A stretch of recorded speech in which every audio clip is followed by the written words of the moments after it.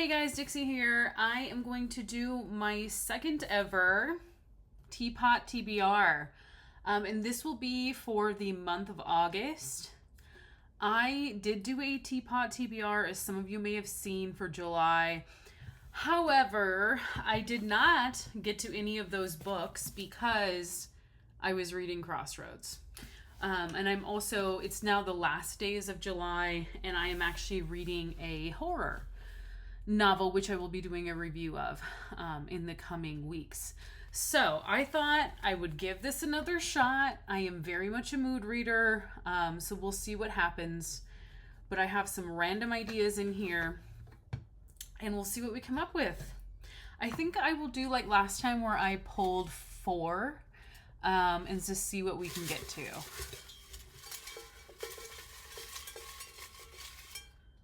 All right, first one.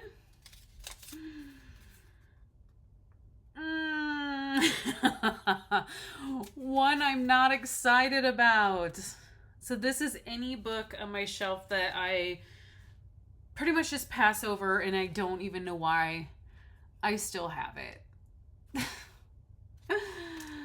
Okay, you never know. You never know what the Teapot has in store.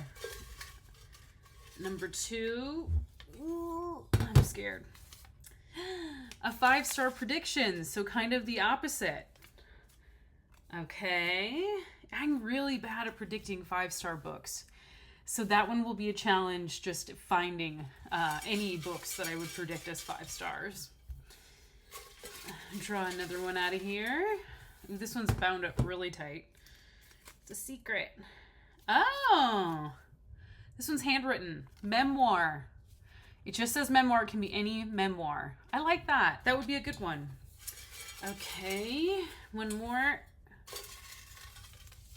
Ooh, these were stuck together. I picked wild card. I don't know what that means. I created these prompts and I have no idea what that means. Pitch it. Let's do a different one. I make the rules. My game. Okay. Bizarre book. That I can figure out. Okay. So I'm going to go pull a couple titles for each of these, and then I will go through them with you and do my final selecting. So I will be right back. Okay, I'm back. It took me quite a while, but I found a whole bunch of candidates here, and I want to just quickly go through them and just make decisions. So the first one we'll start with is memoir, because it's right in front of me. Now, this one is our largest stack. I had to make a little note on every one of them so I remember what I'm talking about. So yeah, I haven't read any of these in this stack. So this is Funny Sauce by Delia Ephron, who is Nora Ephron's sister, who, if you recall, wrote I Feel Bad About My Neck and Other Stories. I loved that book, and I have never written or read anything written by Delia. So this is in the running. It's about, her ex and her ex's new life and their kids and her new person she's with. And it's just a bunch of funny little stories about life. So we'll see. I'm kind of on the fence about that one. This one I really liked. My boyfriend wrote a book about me, and this is by Hillary Winston. And it is true. Like, this chick's ex-boyfriend wrote a book in which he referred to her as the fat ass girlfriend. So this is just kind of a funny look at her past relationships, people she shares acquaintance with, job interviews, taxi drivers, all of that kind of stuff. So that's a contender. And now this one is a little bit different. If You Lived Here, You'd Be Home by Now, Why We Traded the Commuting Life for a Little House on the Prairie by Christopher Ingram. And Christopher Ingram was I guess they call him like a data reporter. And he was looking up the worst places to live in the United States. And he came across information that hinted at Red Lake County, Minnesota. He went there to try to figure out if that was really true, fell in love with the place, and then him and his wife, and I believe children or child, relocated there, and that's what this book is about. So local Minnesota book, contender. And then this is from last time I did the TBR poll, which, fell apart. Celia Rivenbark is a Southern humor memoirist, kind of. When did this come out? There was a time where that was kind of like the thing. I think it's like 2012-ish or so. 2011. And so this book is called You Don't Sweat Much for a Fat Girl, Observations on Life from the Shallow End of the Pool. And there's a quote on here from Lori Nataro, who was also really popular at the time that this came out. And I believe Celia Rivenbark was a former columnist who did kind of humor pieces in North Carolina. I did read a book of hers called Bless Your Heart, Tramp, which I rated only 3 stars. Kind of dated chick lit style. I don't even know why I kept this. I think I just wanted to give her another chance. So actually this should be in the book I'm not excited about reading pile. And then this one, I think I'm actually going to declutter.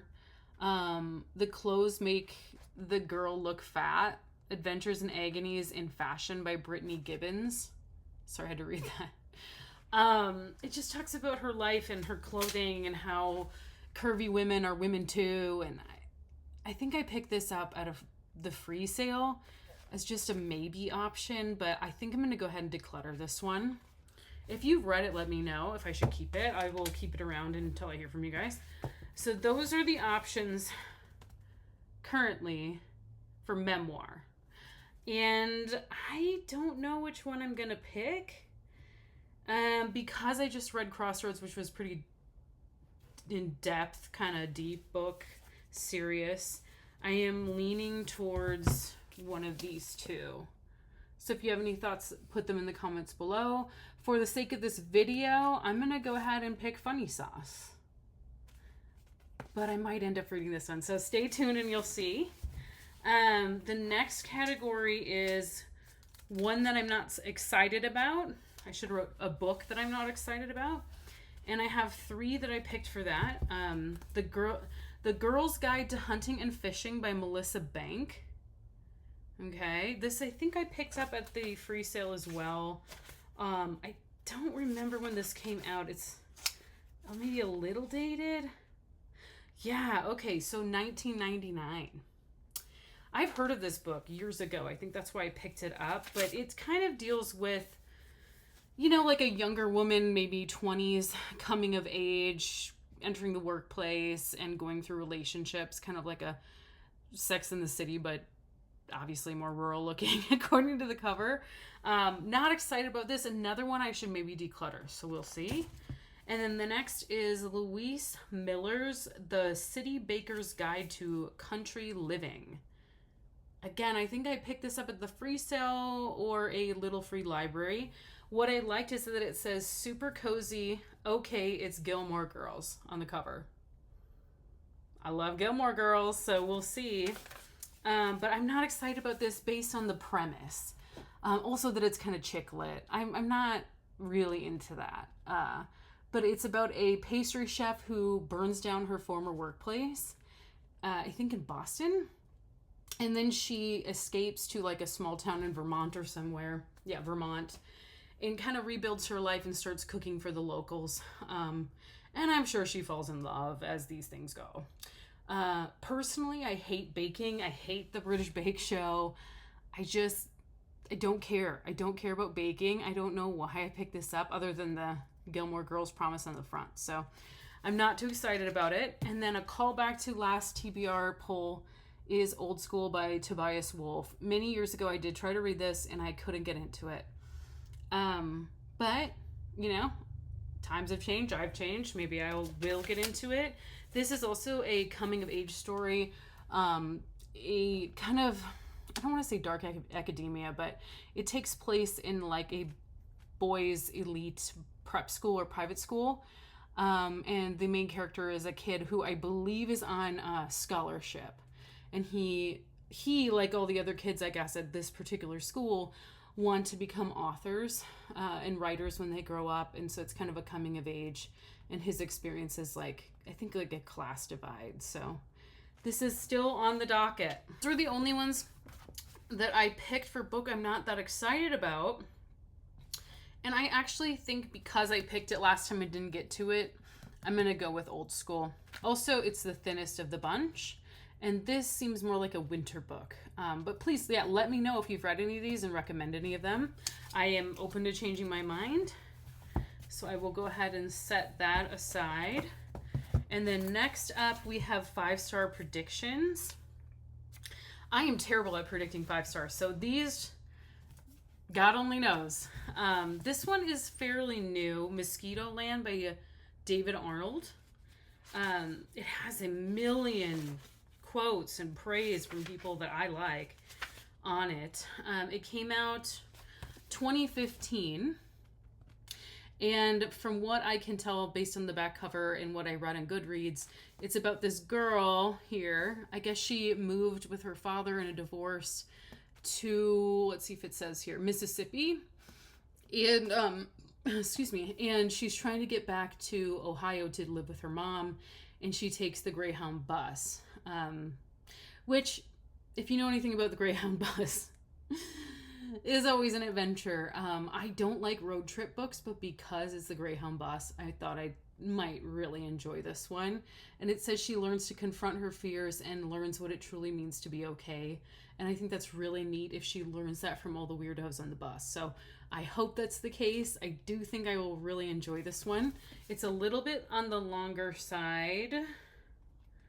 I can't get a page number because there's a lot of back material here, but 342, not too bad. So I'm going to probably pick that. I'm not sure.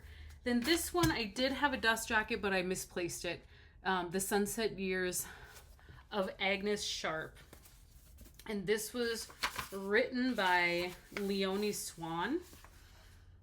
And it's a mystery book, which it was published in 2020. So it's not too old, but it's book 1 in a series. Okay. And the mystery is solved or whatever by a group of seniors who live in a, what do they call it? Let me see if I wrote it down. A house share for old folks. I think that's a British term, house share. And I guess this group of seniors is trying to investigate a murder that happened in the neighborhood while also trying to cover up a murder. I did read the, what is it called? The Thursday Murder Club. I've read 1 through 3 of that series, and I liked the first one, didn't like the last 2. Have yet to read the 4th one. I'm not much of a mystery reader, which is kind of cool because if I don't read mysteries often, I don't see the twists coming. So this might be a contender. It starts out pretty crazy. So I did read the first few pages of that. And then this is from my recent haul to Half Price Books, which is Factotum by Charles Bukowski. And I don't remember reading this 20 years ago when I got into Bukowski, but I believe I did. I remember having a copy of it. Like I said in that video, I had a really nice Black Sparrow press, and that is my dream, to get all the Bukowskis in Black Sparrow press printing. So this was just one I picked up as a reader copy. And a lot of people will be shocked to think that this is a 5-star book because it's basically about a drifter, like a drunkard drifter during World War II America. And there's like, you know, like whores and bad jobs and traveling and listlessness and kind of the hallmarks of a Charles Bukowski book. So that's a 5-star prediction. And then I have something very near and dear to my heart, which would be a reread for me. Raymond Carver, What We Talk About When We Talk About Love. This is my brand new copy. I have a whole set of his books that were reprints that match like this. I spent a lot of money on it because I love him so much. And as a writer myself, I want to get back into writing more short form work. And so I think regardless if I pick this for the prompt or not, I do think I will be reading this this month and doing a review on it because it would be a reread for me, like a 20 years later reread. And I kind of want to see if I still love it. I think I will. So those are the top 4 picks. I kind of feel like this is cheating because I've already read it. I don't recall reading this, so I don't know if that's cheating or not. So I'm kind of between Agnes and Mosquito Land. But I think I'm going to go with Mosquito Land. I think this will be super fun. If you disagree, let me know and I will maybe change my mind. I'm not locked into any of this. Okay, the final category, bizarre book. Turns out I've got quite a few bizarre books. I will start with this one here. Again, a mystery. I just thought this was like really crazy looking. I do think I picked this up at a sale recently, like a book sale. And it's by North Star Press of St. Cloud, so it's kind of a very small press. And it's basically a woman who wants to retire and just live a quiet life after she buried her husband. And then her sister moves in with her, a crazy 90-year-old friend moves in with her, and then her 2 children are accused of murder. And so she needs to, I think, prove that they are not guilty. But I just thought it's kind of a bizarre looking book. And I also think there are recipes. Yes, a quirky murder mystery with recipes in it. Kind of odd, kind of bizarre. The next one I found, if you can see that, Choose Your Own Adventure, Space and Beyond. I picked this up, I think, at a little free library. I read these as a kid, and I was so indecisive about which path to take. So if you're not familiar with these, you start reading, and then it gives you kind of 2 options of where you want the story to continue, and then you flip to whatever page you choose, and then that'll give you options. So you're kind of creating the story that you read. But I could never choose. So I would just read every single option and then pick my favorite. But I think if I read this, I would do it the way you're supposed to. But I feel guilty having this. This is definitely a children's book, and I should put it back in a little free library for children to read. So I don't know if I'll read this or not. Also, like space. I'm not really into space. I have no idea why I picked this up, other than nostalgia.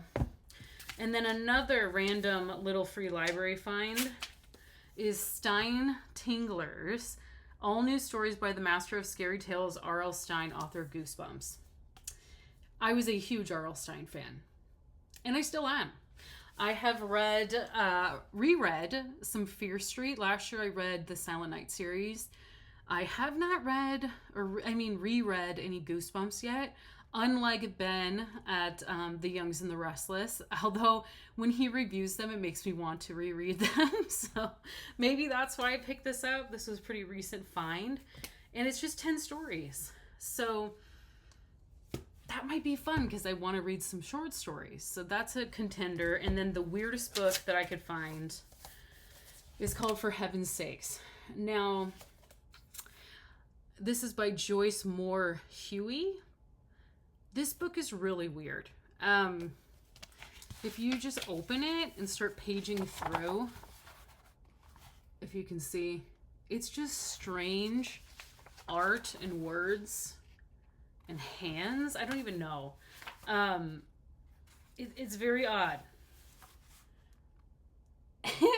If you read the dust jacket, it says, those who browse hurriedly through these pages may tend to think For Heaven's Sake is a book of cartoons meant only to satirize religion. This is certainly is not it. The author has used illustrations to a greater degree than words to communicate thought-provoking stimuli about the creator, life, and man's relationship to man.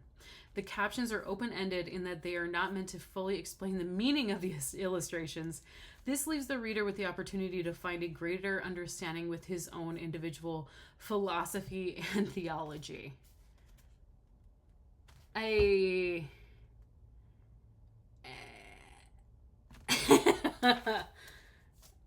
don't know about this one, guys. I just don't know. I don't get it. I think I will end up donating this because the more I look at it, the more confused I am, and I want to have some fun.